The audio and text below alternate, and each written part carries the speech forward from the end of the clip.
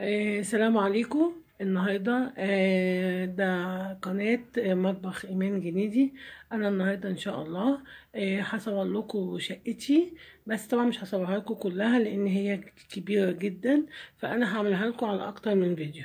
أول حاجة ده كده كده إحنا كده عند باب الشقة، ده باب شقتي. طبعا جنب الباب دي بتاعه مفاتيح، كنت انا جايباها تقريبا ب40 جنيه ب50 جنيه حاجه زي كده. اول طبعا ما ببتدي دايركت للباب عندي هنا في بلكونه. البلكونه دي ده الستاره بتاعتها اهي.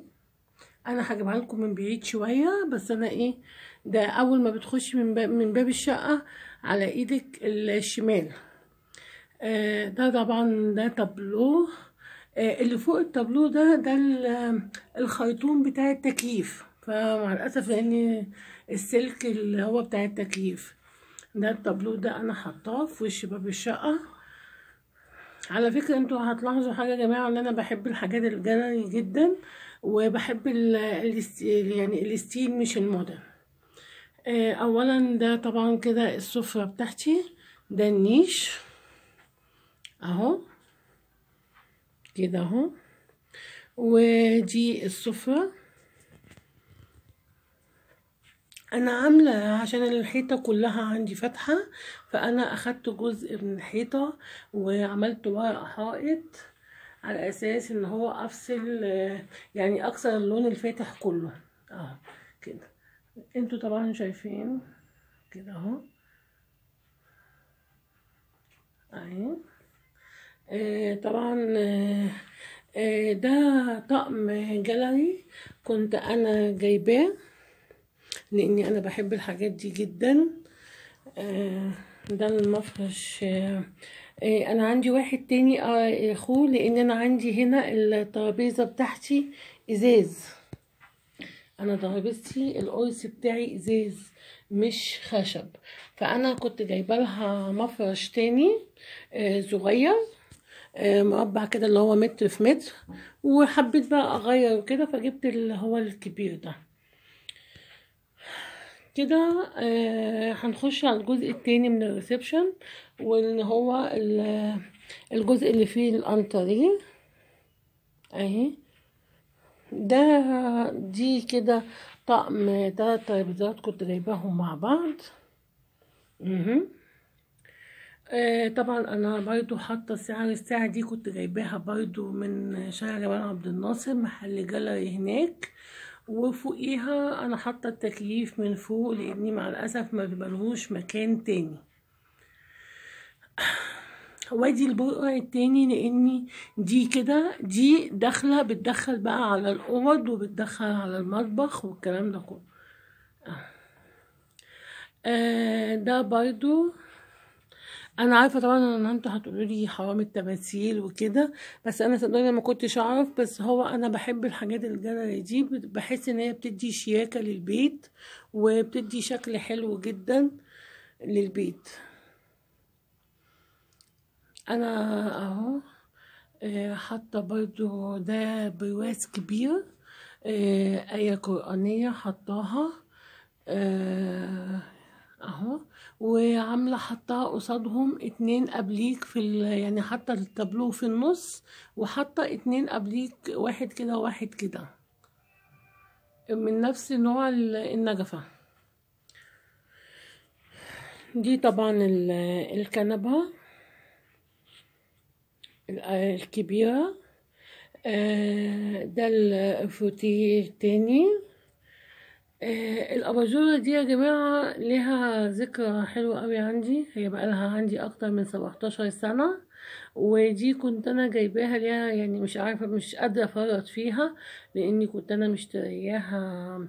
كان عندي ابني الكبير كان لسه ناجح في الشهادة الابتدائية وكنت عاملة له حفلة في البيت وكده، وفي اليوم ده قبلها بيوم، قبل الحفلة بيوم، نزلت جبت الأباجورة دي، فليها برضو ذكرى عندي حلوة قوي اهي. ودي الكنبة التانية اللي هي بتاعت الفردين. وهنا اهو. انا على فكرة يعني ممكن تقولولي انتي حاطة ستاير كتير في الريسبشن، بس انا طبعا مجبر اخاك لبطل، ما كانش عندي بديل تاني. لاني عندي شباك في الريسبشن، وعندي بلكونة فلازم احط على البلكونة، ولازم احط على الشباك. واللي ورايا دوت داخلة، يعني هي المفروض ان هي من وراها مفتوحة، داخلة بتدخل على الاوض وفي الوش المطبخ وكده اهي. فانا عشان كده كنت يعني مضطرة ان انا اعمل التلاتة دولت اهو. ادي شكل الستاير بتاعتي.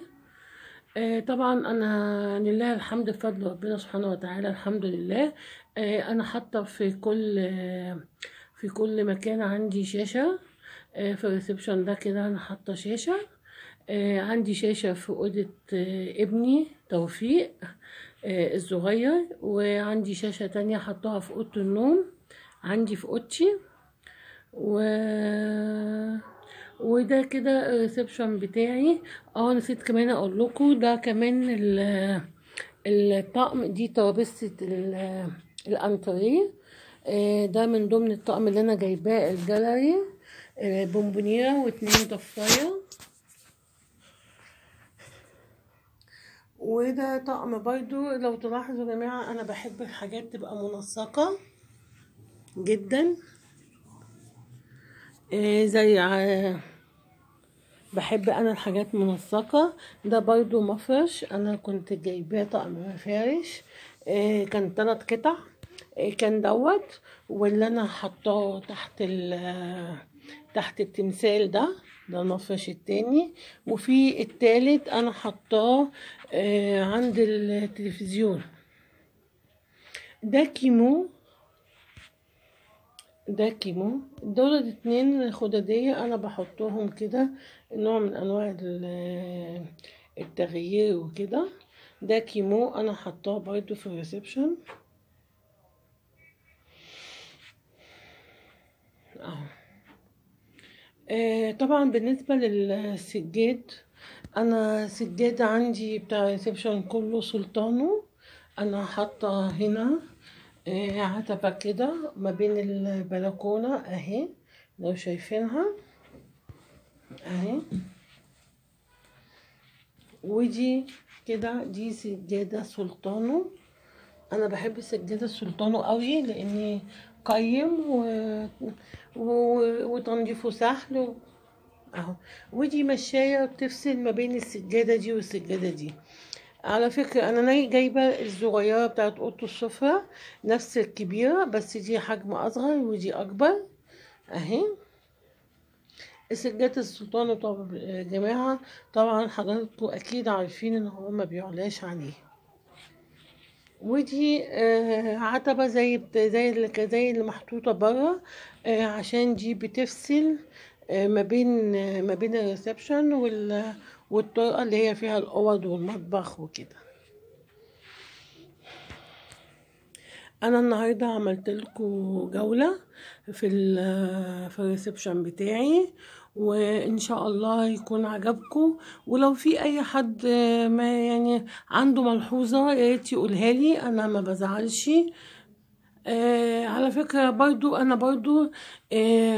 انا بفكر في حاجة، ان شاء الله بإذن الله في الفترة اللي جاية ان شاء الله انا هغير اوضة السفرة بتاعتي دي، وهجيبها بني، مش هخليها الذهب دي.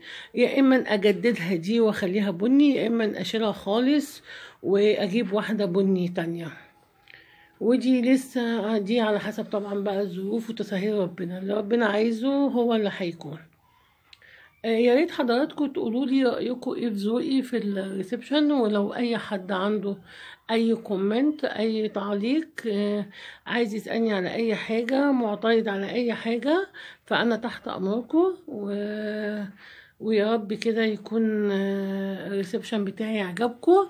وان شاء الله انا هصور لكم المطبخ بتاعي وبقيه الشقه. يعني ان شاء الله هعمل تصوير الشقه ده على مراحل باذن الله. انا شقتي اصلا 3 اوض وريسبشن و2 حمام اهو. وان شاء الله الفترة اللي جاية باذن الله انا هعمل هصور لكم بقية الشقة كلها ان شاء الله في فيديو تاني. طبعا انا كده وريتكم الريسبشن كله، وان شاء الله يكون عجبكم. طبعا ما تنسوش لايك وشير واشتراك وتغطي على الجرس عشان يجيلك بقية الفيديوهات اللي انا ان شاء الله هنزلها لكم. مع تحيات مطبخ ايمان جنيدي، وانا طبعا والسلام عليكم ورحمة الله وبركاته.